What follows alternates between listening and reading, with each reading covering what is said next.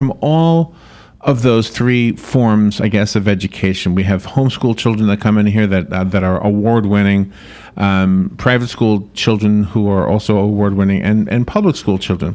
So you ask yourself this: why, if people criticize, let's say, the public school system, which is the one that gets the most criticism, if people criticize that the most, then why are there exceptions? Why are there some children that really do well if the public school system is a failing system?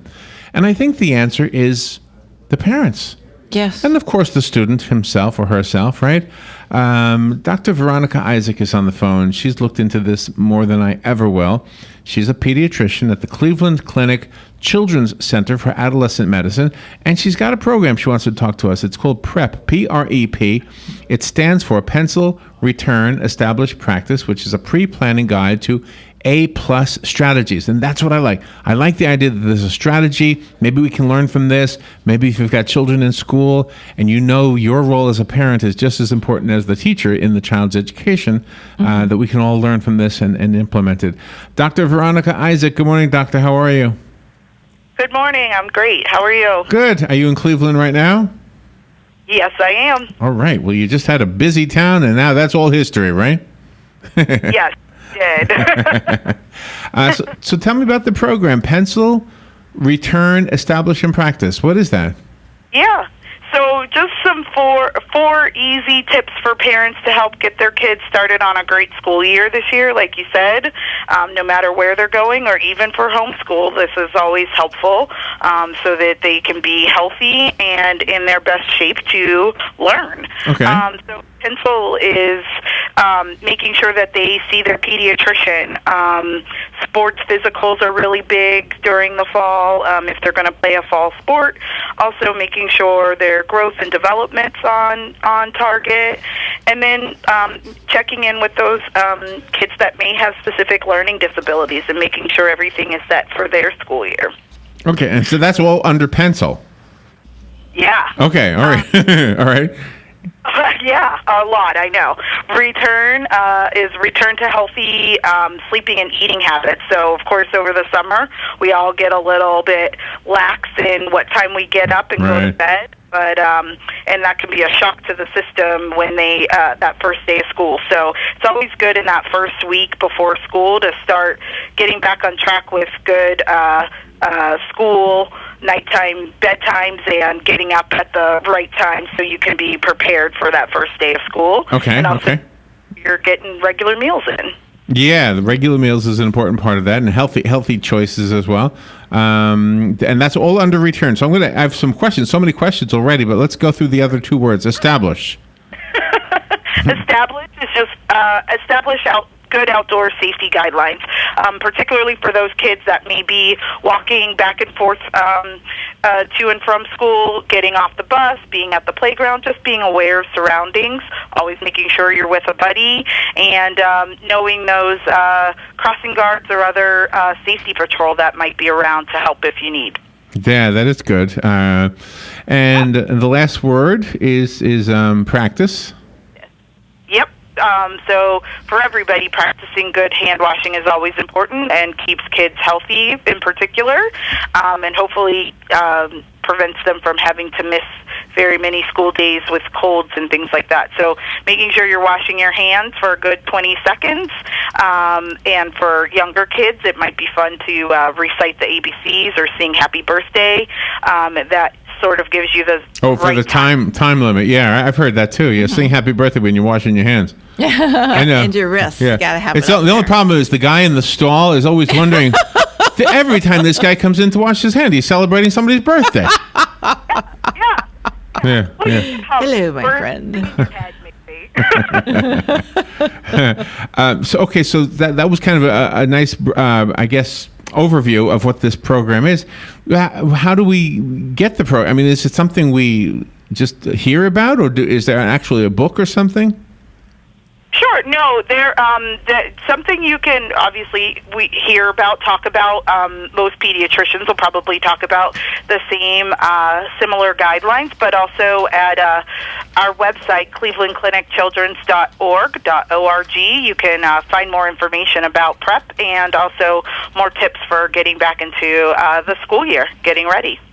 And that's something that school is going to start in, let's see, August the 10th right here. So we've only got almost 2 more weeks for all of the parents to get everything done, because they have to make sure their children are immunized. And like you brought up, the sports physicals. I mean, you don't want to wait to the last minute.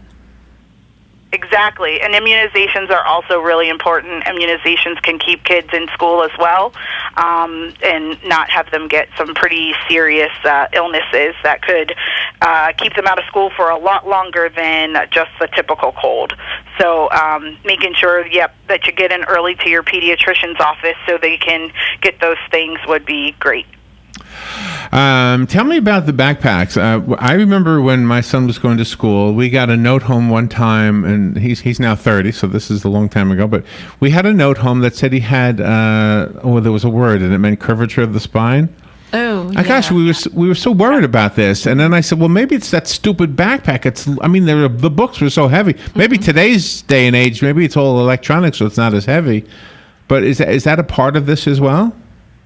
Yes, absolutely. So finding a good backpack that has a good support and good cushioning in the straps, but also making sure that I know schedules are kind of cramped at school, but trying not to carry as much in the backpack, so limiting the amount of books and the amount of notebooks that are in the backpack can be really helpful in keeping kids from having back problems.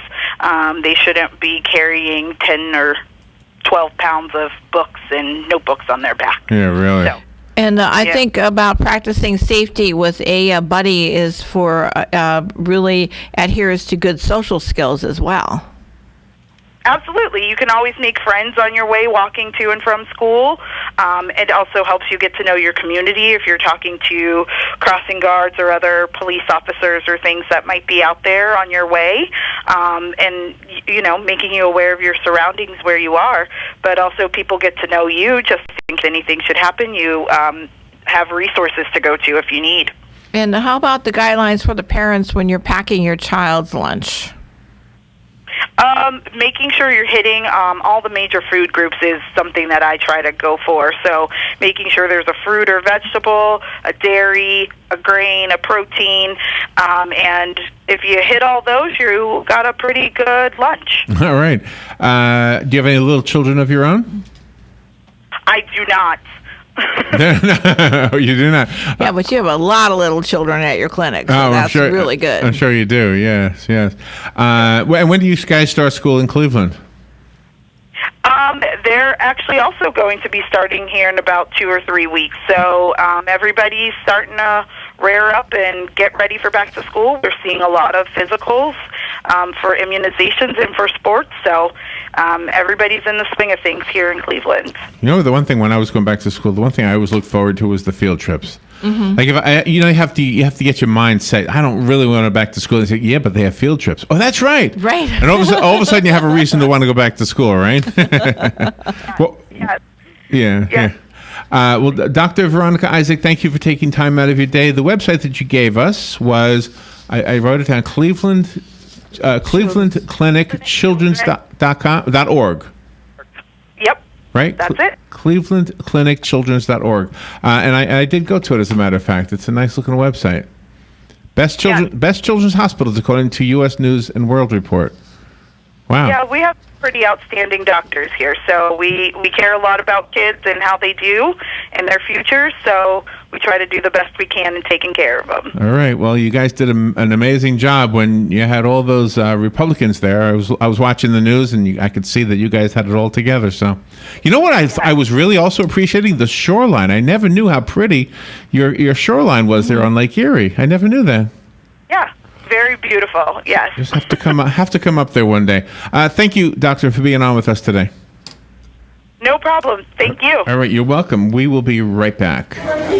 Attention passengers for Flight 1370. The plane has been delayed at its departure point and will be at least 2 hours late. We apologize for any inconvenience. Are you serious? It took us over an hour to get here, 2 hours going through security and getting our tickets, and now we have to wait another 2 hours. Yeah, it's beautiful here, but we're inside this overcrowded airport all day because the plane is stuck in bad weather. This is the last time we ever do this. When we get back, we're going to Cal Aviation and getting our pilot's license. Yeah, we've been talking about that that long enough. It's about time we did it. Then we could just fly ourselves and never have to deal with this mess again. Right. No long lines, no full body groping security, no baggage checks. Not to mention never losing your luggage. Remind me again why we haven't done that? Well, we're idiots. Oh, right. Attention all passengers for flight 1370. It looks like the plane is going to be delayed a little bit longer. The airline has lost the pilot's luggage. Isn't it time you got your pilot's license? Call Ocala Aviation today.